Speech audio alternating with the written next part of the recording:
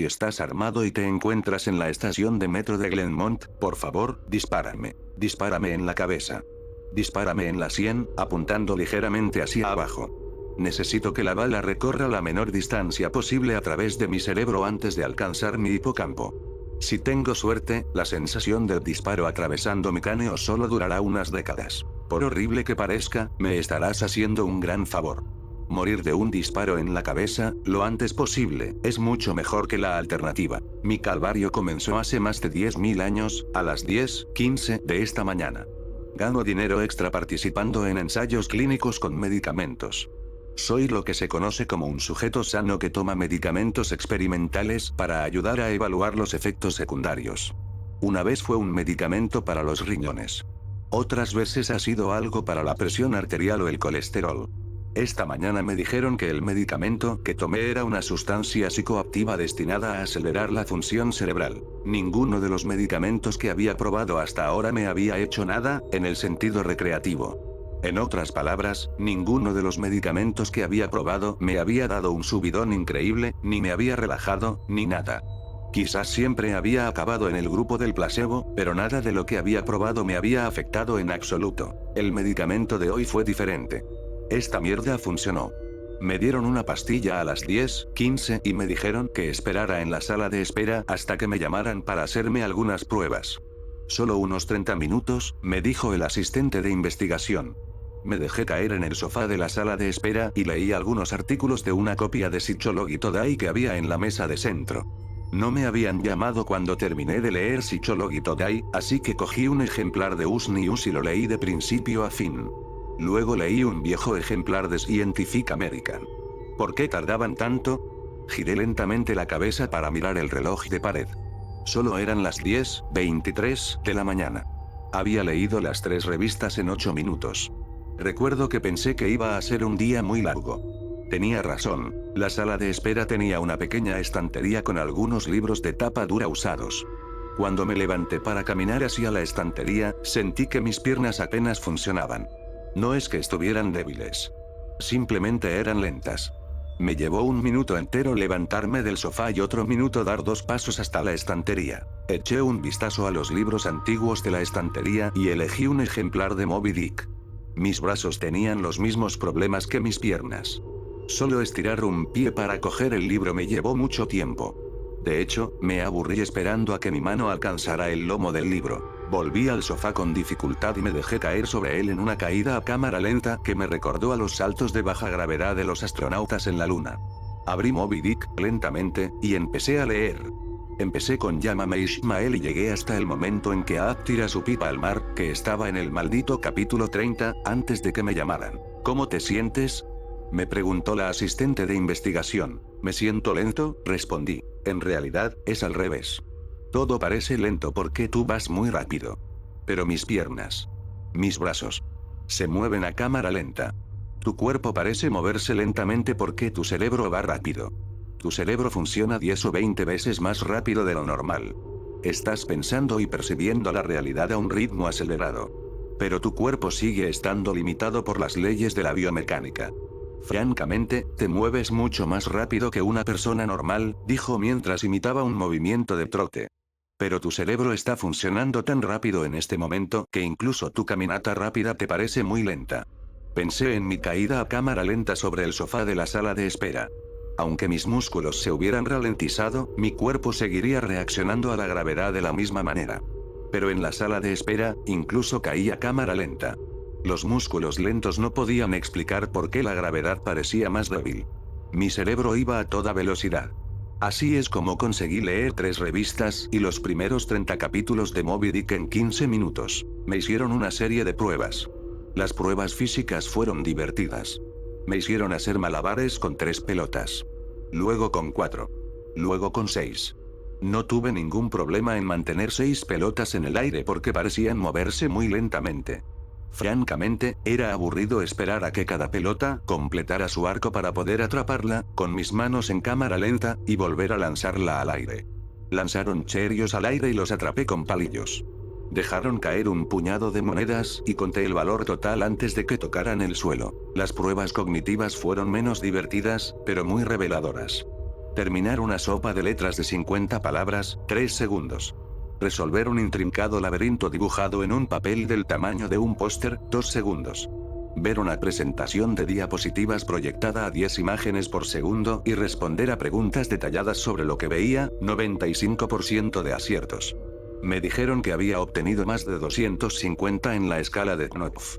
Al parecer, eso se encuentra en lo más profundo del rango sobrehumano de velocidades de pensamiento. Osidad normal, probablemente solo me habría dolido durante unos 30 segundos. Pero en mi estado acelerado, el intenso dolor pareció durar media hora. Quizás 45 minutos. El trayecto en ascensor fue horrible. Me pareció que pasé 4 o 5 horas bajando 7 pisos, sin nada que mirar más que el interior de la cabina del ascensor. Corrí a toda velocidad hasta la estación de metro. Tengo que admitir que esta parte fue casi divertida. Aunque mi cuerpo se movía a lo que me parecía una velocidad súper lenta, aún podía elegir cuidadosamente cómo y dónde colocar los pies, balancear los brazos y girar el torso. Solo me llevó 1 o 2 manzanas acostumbrarme a tener un cerebro que funcionaba 2 docenas de veces más rápido que mi cuerpo. Luego, básicamente, corrí y bailé el resto del camino, girando y esquivando a la gente en la acera y evitando los coches en movimiento con centímetros, es decir, minutos, de margen. Pasé 1 hora, según mi reloj, bajando al metro y corriendo hacia el andén. Una espera interminable de 6 minutos hasta que llegó el tren de la línea roja. Aunque había más cosas que ver en el andén del metro que dentro del ascensor, seguía siendo intensamente aburrido. Debería haber robado ese ejemplar de Moby Dick. El tren de la línea roja entró rugiendo en la estación a cámara lenta. El chirrido agudo de sus frenos fue transformado por mi mente acelerada en un tono largo y grave, como un solo de tuba monótono. No era solo el chirrido del tren subterráneo lo que estaba 3 octavas por debajo de lo normal. Todos los sonidos se ralentizaron hasta el punto de ser casi inaudibles. Las voces desaparecieron, desplazadas por debajo del umbral de frecuencia de mi oído. Logré oír a un bebé llorando en mi vagón del metro. Sus gritos se ralentizaron hasta sonar como cantos de ballenas. Los sonidos agudos, como las bocinas de los coches y los camiones rebotando sobre los baches, eran rugidos bajos y turbios, como truenos lejanos. De vuelta en las oficinas de investigación, aún podía oír y comunicarme con el personal de investigación. Pero ahora la comunicación verbal con cualquier persona sería imposible. Los efectos de la droga seguían intensificándose. Pasé lo que parecieron días en ese maldito tren de la línea roja. Días. Escuchando el canto de ballena del bebé que gritaba y el solo de tuba de los frenos. Mientras que las voces normales se desplazaban fuera de mi rango auditivo, los olores no parecían verse afectados. Nunca dejé de percibir el olor corporal, el hedor de los frenos del tren y la mezcla de pedos y otros olores que flotaban en el vagón del metro. Finalmente regresé a mi apartamento. Correr a toda velocidad por la puerta abierta y entrar en el vestíbulo fue como un lento y relajante descenso por un río tranquilo. Me sentí aliviado de estar en casa. Al menos allí tenía cosas que hacer. Cogí el libro que estaba leyendo, 100 años de soledad, y lo terminé. A pesar de pasar las páginas tan rápido que rompí muchas de ellas, parecía que la mayor parte del tiempo que dediqué a terminar el libro lo pasé pasando páginas y no leyendo realmente. Habían pasado 3 minutos desde que llegué a casa. Intenté navegar por internet, Dios mío, qué lento se tarda en arrancar los ordenadores hoy en día, pero era demasiado frustrante. Parecía que tardaba horas en cargar cada nueva página y solo una fracción de segundo en leerla. Leí 100 artículos de mi feed de noticias y solo pasaron 3 minutos más. Me sumergí en mi pila de libros pendientes y terminé 2 más. Habían pasado 4 minutos más. Decidí intentar dormir para eliminar los efectos restantes de la droga. Por desgracia, la parte de mi mente responsable de la percepción, la parte que la droga había acelerado a velocidades hiperrápidas, no es la misma que la que controla el sueño. A pesar de llevar despierto lo que me parecieron días, mi cerebro físico seguía pensando que eran las 13:25. No estaba preparado para dormir. Sin embargo, intenté dormir. Caminé hasta mi dormitorio, un lento recorrido de 45 minutos por mi apartamento, y me dejé caer en la cama, caí perezosamente como una pluma sobre el colchón. Cerré los ojos y permanecí allí tumbado durante horas y horas, 10 minutos de tiempo real, antes de rendirme. El sueño no llegaba. Me enfrentaba a lo que iban a parecer días, o tal vez incluso semanas, atrapado en una prisión a cámara lenta. Así que tomé un Ambien. La sensación de la pastilla y el chorro de agua que utilicé para tragarla deslizándose por mi garganta era nauseabunda. Un bulto que me bloqueaba la respiración, moviéndose como una babosa por mi esófago. Leí un libro. Habían pasado 10 minutos. Leí otro. Habían pasado 18 minutos desde que tomé el Ambien. Lancé el libro al otro lado de la habitación, disgustado por mi situación. El libro giró lentamente en el aire, como una hoja mecida por la brisa. Golpeó la pared con un ruido sordo y prolongado, el único sonido que había oído en lo que parecieron horas, y luego cayó al suelo como una chancla hundiéndose en una piscina. La fuerza de la gravedad no había cambiado desde que tomé la pastilla. Las leyes de la física seguían siendo las mismas. Solo mi percepción del tiempo se había vuelto loca. Esto significaba que podía usar la velocidad a la que parecían caer las cosas como una forma de juzgar los efectos del medicamento. Basándome en el tiempo que tardó el libro en caer al suelo, calculé que los efectos del medicamento aún se estaban intensificando. Leí una revista. Encendí la televisión y vi claramente cada fotograma del vídeo como si estuviera viendo una presentación de diapositivas. Frustrado, apagué la televisión. Seguí leyendo. Los 2 primeros libros de la historia de los pueblos de habla inglesa, de Churchill. No es precisamente una lectura ligera. Francamente, lo odié. Pero dadas las horas de tedio que me llevaría a ir a buscar otro libro a mi estantería, era mejor sentarme en el sofá y leer a Churchill. O al menos era menos malo. Habían pasado 35 minutos desde que tomé el Ambien. Me tumbé en el sofá y cerré los ojos. Pasó el tiempo. Inhalé, un proceso que duró horas. Pasó el tiempo. Exhalé durante más horas. El sueño no llegaba. Necesitaba un nuevo plan. Decidí volver a las oficinas donde me habían dado el medicamento. Quizás tendrían algo que pudiera contrarrestar sus efectos. O al menos algo que me dejara inconsciente hasta que se pasara el efecto. Salí de mi apartamento lo más rápido posible, lo que me llevó horas en mi marco temporal. Ni siquiera me molesté en cerrar la puerta con llave. Me habría llevado demasiado tiempo. Bajé las escaleras, es más rápido que el ascensor si corres, atravesé el vestíbulo, salí por la puerta principal y llegué a la calle. Estas pocas cosas me parecieron un largo día en la oficina. Corrí por la calle, bailando y zigzagueando entre los peatones con lo que, para ellos, debía parecer una destreza sobrehumana. Bajé el primer tramo de escaleras del metro. Crucé el rellano. Otra hora. Luego, al segundo tramo de escaleras. Fue entonces cuando el Ambien me afectó. El Ambien no me dio sueño. En absoluto. En cambio, debió de tener una reacción cruzada grave con el fármaco experimental que tomé esta mañana. Bajaba saltando el segundo tramo de escaleras, moviéndome a cámara lenta, pero aún así avanzando de forma perceptible. Entonces, de repente, todo se detuvo. El ruido sordo de la calle y el metro cesó, sustituido por el silencio más perfecto que jamás había experimentado. Mi movimiento hacia abajo parecía haberse congelado por completo. Antes de que el Ambien hiciera efecto, mi percepción del tiempo era quizás unas cientos de veces más lenta que el tiempo real. Después de que el Ambien hiciera efecto, el tiempo se movía miles de veces más lento. Cada segundo me parecía un día. Incluso mover los ojos para enfocar un nuevo punto era como un desplazamiento increíblemente lento por mi campo visual. A lo largo de la tarde, aprendí a caminar, correr y saltar cuando mi mente iba cientos de veces más rápido que mi cuerpo. Pero con otra ralentización de 4 o 5 órdenes de magnitud causada por el Ambien, el control del cuerpo era casi imposible. Me caí en las escaleras. Aunque estaba prácticamente congelado en mitad del paso, controlar mis músculos era imposible. Ordené a mi pie que avanzara durante horas, y luego que retrocediera durante otras tantas cuando parecía que iba a fallar el siguiente paso. Pasé horas intentando ajustar el ángulo de mi tobillo y luego reajustándolo cuando sentía que estaba mal. A pesar de estos esfuerzos, me torcí el tobillo en el siguiente escalón.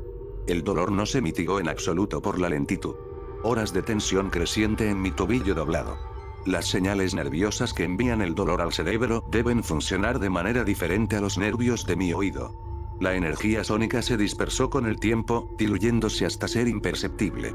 El dolor fluía hacia mi cerebro sin diluirse por el cambio en mi percepción del tiempo. Horas y horas de aumentar el peso sobre mi tobillo torcido se convirtieron en horas de aumentar el dolor sobre el dolor creciente. Me incliné hacia adelante, mi mente acelerada era incapaz de controlar mi cuerpo lento. Caí en picado durante días, logrando girar el torso lo suficiente como para evitar que mi cabeza impactara primero contra el suelo. Finalmente aterricé sobre mi hombro derecho. Al principio, el impacto ni siquiera se notó. Luego sentí una ligera presión en el hombro al entrar en contacto con el suelo. La presión aumentó, provocándome un dolor cada vez mayor, hora tras hora. Finalmente, mi hombro cedió, saliéndose de su cavidad con un tirón interminable y nauseabundo. Días más tarde, me detuve, desplomado en el suelo, mirando al techo. El dolor en mi hombro seguía gritando con la intensidad de una lesión reciente y violenta. Tuve mucho tiempo para pensar durante esa caída. Si cada segundo me parecía un día, entonces cada minuto del tiempo real sería como un año. Incluso si la droga desapareciera de mi organismo en las próximas 2 o 3 horas, esta pesadilla parecería durar siglos. Cuando toqué el suelo, ya tenía un plan.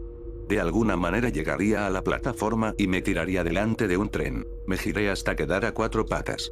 Días de hombro dislocado pidiendo alivio. Calculé mal mi rotación y rodé sobre mi espalda. Lo intenté de nuevo, cayendo de bruces mientras trataba de averiguar cómo controlar un cuerpo que se movía más lento que el crecimiento de la hierba. Semanas de esfuerzo finalmente se vieron recompensadas con éxito. Me estabilicé a 4 patas. Si solo ponerme a 4 patas era tan difícil, pensé que caminar o correr era completamente imposible. Así que gateé. Gateé por el túnel del metro. Las miradas de estupefacción de la multitud se quedaron grabadas en mi mente durante semanas. Gateé por debajo del torniquete y subí a la escalera mecánica. La escalera mecánica vertía a la multitud de la hora punta a la plataforma a la misma velocidad que un glaciar vierte hielo al mar. Contemplé la abarrotada plataforma durante mi interminable descenso.